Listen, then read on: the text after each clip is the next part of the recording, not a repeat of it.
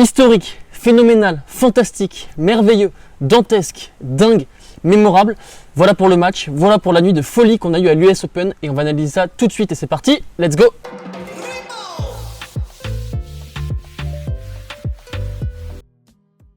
Avant toute chose, je voudrais remercier nos deux protagonistes, Carlos Alcaraz et Jannik Sinner, qui nous ont offert un match extraordinaire, un petit bijou qui fera date, un match mémorable, qui est rentré dans l'histoire du tournoi, dans l'histoire des grands chelems et qui va rester à tout jamais dans nos cœurs, dans nos mémoires.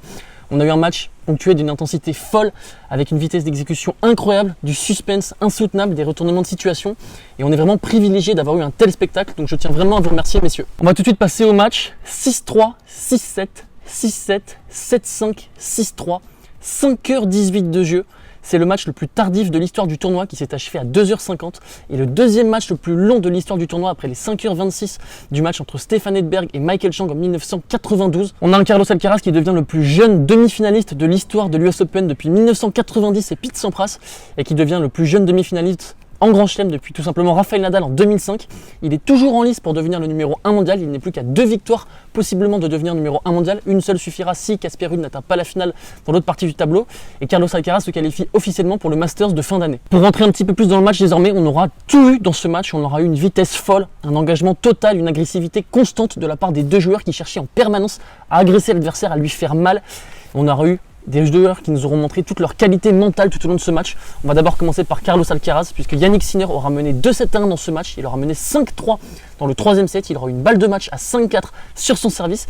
Et il aura eu le break dans le cinquième set. Et Carlos Alcaraz va pourtant se relever, comme lors de son huitième de finale, lui aussi mémorable face à Marin Cilic. Par ailleurs, Jannik Sinner, je ne considère pas du tout qu'il est choqué lors de ce match, même s'il a raté une balle de match dans le quatrième set, même s'il a eu le break dans le cinquième set. C'est un joueur merveilleux qui a pu lui aussi nous montrer toutes ses qualités mentales, puisqu'il a sauvé 5 balles de break dans le deuxième set avant de l'emporter. Il a débreaké Carlos Alcaraz lorsqu'il servait pour le troisième set avant d'empocher également le troisième set au tie-break. Et on a eu un Jannik Sinner qui a débreaké dans le cinquième set une fois que Carlos Alcaraz a repris son break d'avance. Donc un Jannik Sinner vraiment lui aussi très impressionnant au niveau de son mental. C'était vraiment un match extraordinaire dans cette nuit, un match ponctué de 119 coups gagnants, 61 pour Jannik Sinner, 58 pour Carlos Alcaraz et seulement de 101 fautes directes, 63 pour Jannik Sinner et 38 pour Carlos Alcaraz. Un match avec un niveau tellement haut que dans le deuxième set que Carlos Alcaraz va finir par perdre.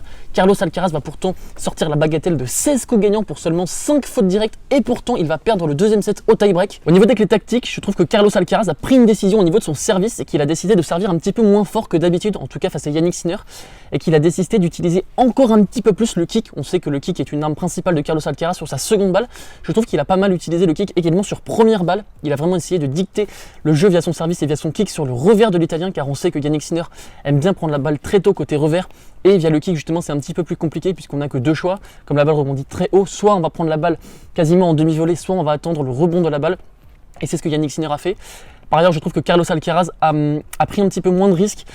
Il a essayé d'être un petit peu plus précautionneux. Je trouve qu'il n'a pas cherché en permanence à raser le filet. Il a vraiment essayé de prendre un petit peu plus de marge du fond du court.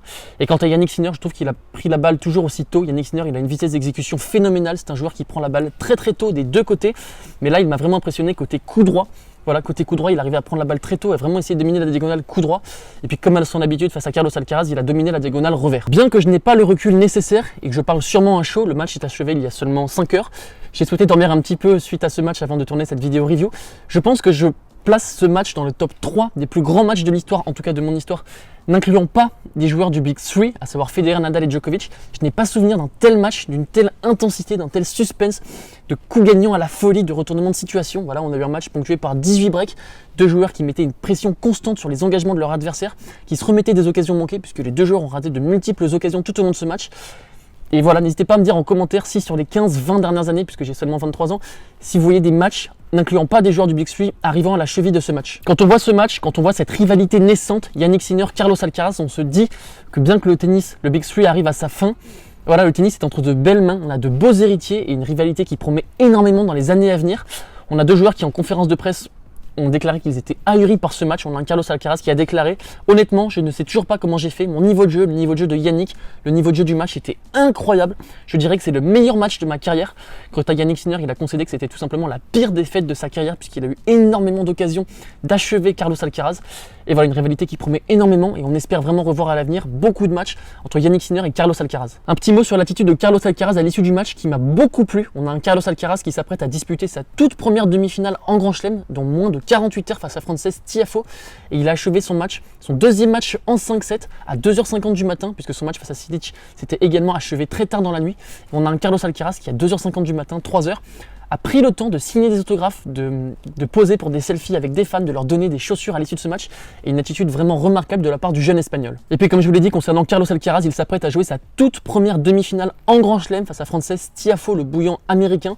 Carlos Alcaraz, il restait sur 2 échecs précédemment en quart de finale. C'était du 0/2 pour sa part, puisqu'il avait perdu en quart de finale l'année passée ici à l'US Open face à Félix Auger-Aliassime et puis un petit peu plus tôt à Roland Garros cette année face à Alexander Zverev. Et puis Carlos Alcaraz est toujours en lice pour devenir numéro 1 mondial à l'issue du tournoi. Le deuxième quart de finale qui a eu lieu hier a opposé l'américain Frances Tiafoe à Andrei Rublev et on a un Frances Tiafoe qui continue à marcher sur l'eau, qui à 24 ans se qualifie pour sa première demi-finale en Grand Chelem et qui va rentrer pour la première fois de sa vie dans le top 20, c'est mérité. Et puis Frances Tiafoe m'a vraiment impressionné dans ce match hier puisque c'était le match d'après, c'était le match qui suivait la plus grande victoire de sa carrière. On sait que c'est toujours très compliqué à gérer d'un point de vue émotionnel, on a évidemment beaucoup de pression qui nous accompagne et Frances Tiafoe devient le premier joueur à confirmer une victoire sur Rafael Nadal à l'US Open depuis 2009 et Juan Martín del Potro qui était allé au bout, donc ça donnera peut-être des idées à Frances Tiafoe. Par ailleurs, Frances Tiafoe devient le premier américain depuis 16 ans à s'aventurer aussi loin dans le dernier carré de l'US Open. La dernière fois c'était Andy Roddick en 2006 qui était allé lui en finale face à Roger Federer. Et Frances Tiafoe, c'est vraiment une magnifique histoire. C'est pas forcément l'américain le plus attendu. On attendait un petit peu plus d'avantages, en tout cas pour ma part, Sébastien Corda, Tommy Paul ou surtout Tyler Fritz. Et pourtant, c'est Frances Tiafoe qui va s'aventurer aussi loin dans le dernier carré. Et il a une merveilleuse histoire, Frances Tiafoe. Il est fils d'immigrés qui viennent du Sierra Leone. Son père était concierge, donc voilà, il a connu un petit peu toute la pauvreté tout au long de sa vie, tout au long de sa carrière. Et puis là, vraiment, c'est une éclatante revanche qu'il prend sur la vie et une magnifique histoire. On a un Frances Tiafoe qui est apparu en état de grâce hier lors de ce quart de finale à plusieurs moments face à Andrei Rublev, je pense à son tie-break du deuxième set qu'il a remporté 7-0. C'est un des tie-breaks les plus impressionnants que j'ai vu de ma vie. On a vu un Frances Tiafoe qui a tout fait à Andrei Rublev dans ce tie-break avec des aces, des amortis gagnantes, des volées amortis gagnantes, des retours sautés en revers. Il lui a fait la totale, il était vraiment souverain. Et puis tout au long de ce match, j'ai Frances Tiafoe, je trouve qu'il a fait preuve d'une magnifique main. Il est impressionnant au filet, il a une très belle main dans le petit jeu. Il est impressionnant au filet et c'est une arme sur laquelle il pourra s'appuyer lors de sa demi-finale face à Carlos Alcaraz. Par ailleurs, Frances Tiafoe est impressionnant sur ses engagements. Hier, dans le deuxième set, il était à 100% de réussite derrière sa première balle, 17 points sur 17. Bien qu'il ne passe pas énormément de premières balles tout au long de ce match, et seulement 50% de premières hier. C'était un petit peu la même histoire lors de son 8e de finale face à Rafael Nadal où il n'avait pas passé énormément de premières, mais il avait fait très mal au Mallorquin sur ses engagements. Et on sent un Frances Tiafoe vraiment serein sur ses engagements qui peut prendre des risques à la relance. Et hier, le premier break du match a eu lieu au bout de 2h30 de match dans le 3e set. On a vu un Frances Tiafoe qui a pris beaucoup de risques à la relance via son revers sauté. Il a cherché en permanence à agresser Andrei Rublev sur ses secondes balles et ça a payé dans le 3e set hier puisque le match s'est ponctué seulement d'un seul break et le break est venu de Frances Tiafoe. Ainsi donc, il ne s'est pas fait breaker hier. Il a servi la bagatelle de 18 aces et on l'a senti porté par la grâce dans les moments chauds. Et une stat qui est très impressionnante dans cette US Open 2022 de la part de Frances Tiafoe, c'est qu'il a disputé 6 tie-breaks au cours de cette édition. Il a remporté les 6, donc il est vraiment très très fort dans les moments chauds, dans les moments importants lors de ses matchs. Et Frances Tiafoe disputera sa toute première demi-finale en Grand Chelem face à la pépite Carlos Alcaraz qui va lui également découvrir le stade des demi-finales en Grand Chelem. Ce match sera sûrement programmé en night session et c'est une super nouvelle pour le tennis et surtout pour Frances Tiafoe puisqu'on sait que c'est un véritable showman. Hier, il a souffert un petit peu du manque d'ambiance puisque le match était programmé en session de jour étant donné la grosse affiche entre Carlos Alcaraz et Yannick Sinner. Mais je pense que cette demi-finale prometteuse entre Frances Tiafoe et Carlos Alcaraz promet énormément. Il y aura beaucoup d'ambiance. Et puis enfin, un petit mot sur Andrei Rublev qui n'y arrive toujours pas. Il est vraiment maudit en quart de finale de Grand Chelem. Il a subi sa 6e défaite en quart de finale sur 6 quarts de finale disputés. Il se rapproche du triste record de Tommy Robredo qui, quant à lui, n'a jamais disputé le stade des demi-finales en Grand Chelem. Il a connu 7 défaites en quart de finale. Et on a un Andrei Rublev qui m'a fait énormément de peine dans le 3e set. Il s'est fait breaker pour la première fois du match et on l'a vu sur sa chaise en pleurs. Et voilà, c'est des images qu'on n'aime pas voir. On a Andrei Rublev qui n'arrive pas à gérer ses émotions. Ça contraste vraiment avec Frances Tiafoe qui lui est cool sur le court. On a un Andrei Rublev qui se frustre énormément, qui se frappe les genoux, qui se frappe la raquette. Et voilà, c'est des images qu'on n'aime pas voir. Donc j'aimerais bien que j'aimerais beaucoup que Andrei Rublev travaille sur ses émotions. Alors ça va sûrement être très compliqué, hein. Je sais que Roger Federer, à ses débuts, était très colérique, il a engagé des psychologues et ça a marché. J'espère qu'Andrei Rublev pourra en faire de même.